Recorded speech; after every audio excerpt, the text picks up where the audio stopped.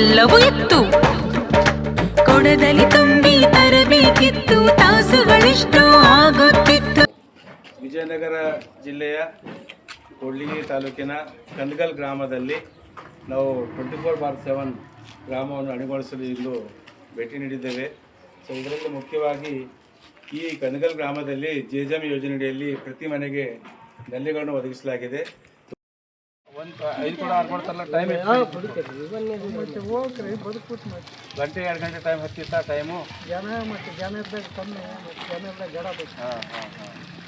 ಈಗೆಲ್ಲ ಆರಾಮಾಗೈತಿ. ಇವೆಲ್ಲ ಅವಶ್ಯಕತೆ ಇಲ್ಲಿ ಬಂಡಿ ಎಲ್ಲ ಇದೆ.